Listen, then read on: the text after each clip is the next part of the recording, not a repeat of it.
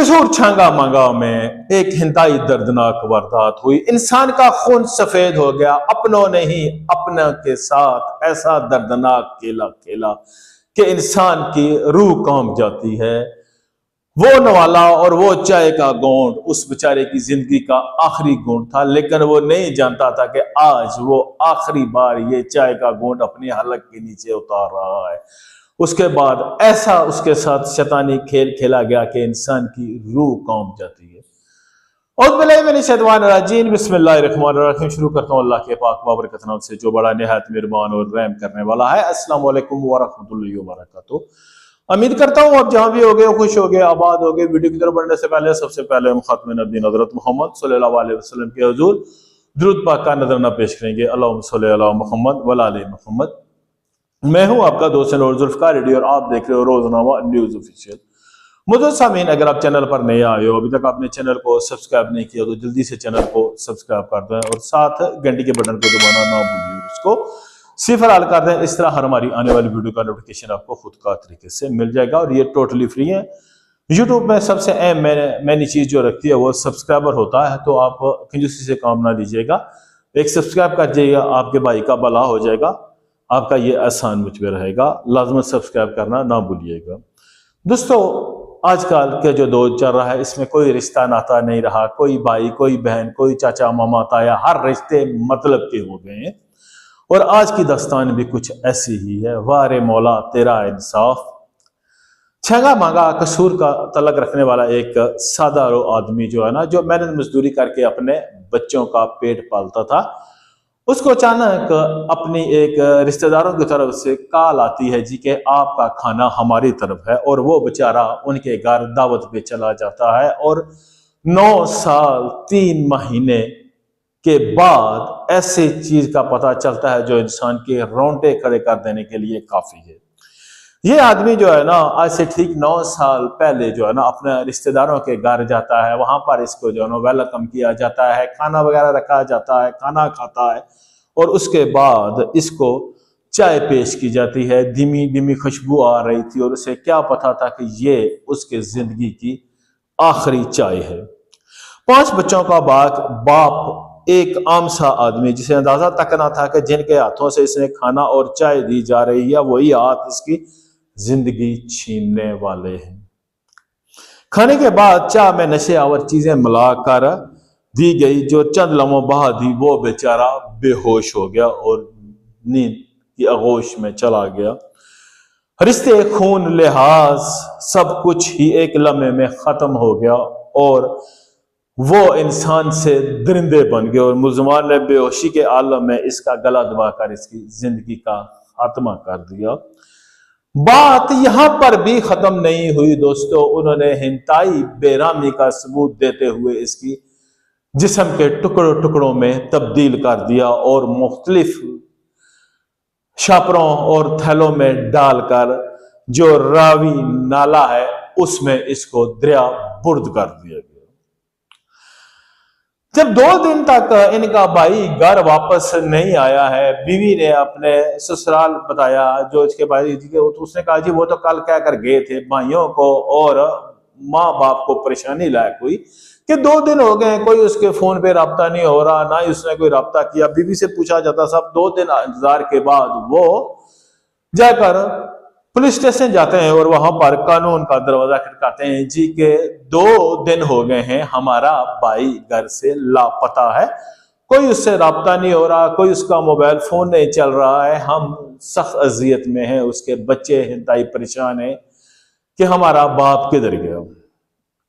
Police ने पूछताछ की और मगर मुल्ज़िमान की डीठी के सच को दबाने में जब पुलिस ने उस चीज के जो है ना उन्होंने नंबर वगैरह दिया, उनकी उन्होंने लोकेशन निकाली और वो आखिरी बार जो उसका मोबाइल था वो स्विच ऑफ हुआ, वो उस लोकेशन से हुआ था जहां पर वो गया था और जिन्होंने उसका खाना।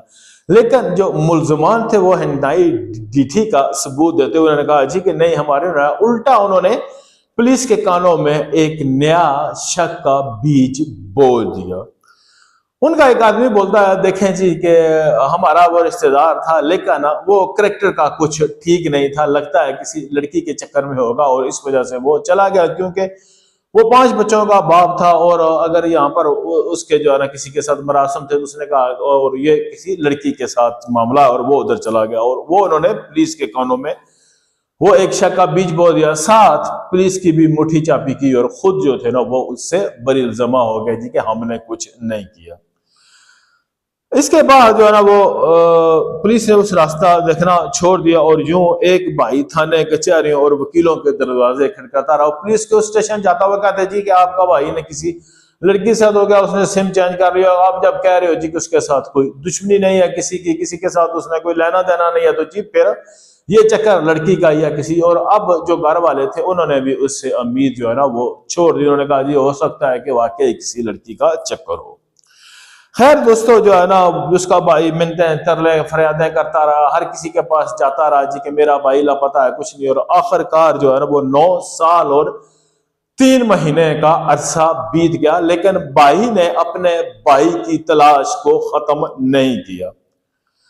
सिर्फ एक खानदान ही नहीं बल्कि इनके पूरा जो है ना इनका घर तबाह हो गया था। 5 बच्चों का बाप लापता था। आप खुद सोच सकते हो कि उनके बच्चों के ऊपर क्या गुजरती होगी, उसकी बीवी के ऊपर क्या गुजरती होगी।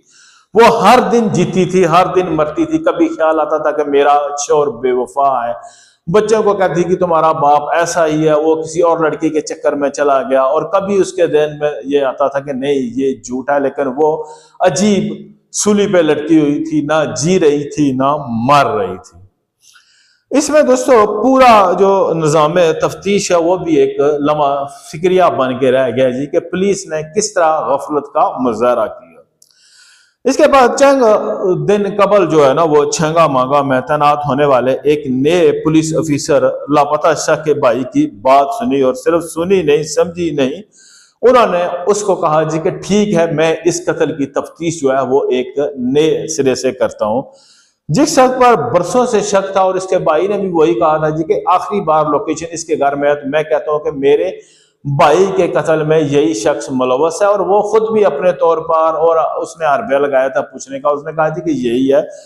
पुलिस ऑफिसर ने कहा जी कि ठीक है हम इसी से अपने तफ्तीश का जो है ना वो आगाज करते हैं। उन्होंने उस शख्स को शामिल तफ्तीश किया और पुलिस ने इस बार अपना रवायती तफ्तीशी अंदाज का आगाज किया और हरबे आजमाए जो कारी साबित हुए, और वो आदमी तोते की तरह फर फर बोलने लगा। जिसका 9 साल से इंतजार था, न सिर्फ कत्ल का एतराफ हुआ बल्कि पूरी वारदात तफसील से अपने शरीक मुल्ज़मान के नाम भी बता दिए। आज से 9 साल और 3 माह पहले बगैर लाश के जनाजा अदा की जा रही है और मरकजी मुल्ज़म पुलिस की हिरासत में। यानी कि आप समझ 9 साल और 3 महीने बाद बगैर लाश के उस बेचारे का नमाज जनाजा अदा किया गया, जिसको बेगौर कफन उसको जो है ना हुआ, ना उसकी कोई जिस्म का हिस्सा मिला ना कुछ, क्योंकि उन्होंने उसको टुकड़े टुकड़े करके दरिया बुर्द कर दिया। और जब पुलिस इंस्पेक्टर ने जो है ना वो रवायती तरीके से किसी दबाव लालच में हटकर इस कत्ल की तफ्तीश की तो सारी बात सामने आ गई। जेके शरीक मुल्ज़म भी गिरफ्तार हो गए और वो आदमी भी। लाश तो ना मिल सकी लेकिन सच जो है ना वो आखिरकार सामने आ गया और मुल्ज़मान जो है ना वो अपने कुफ्र किरदार तक पहुंचे।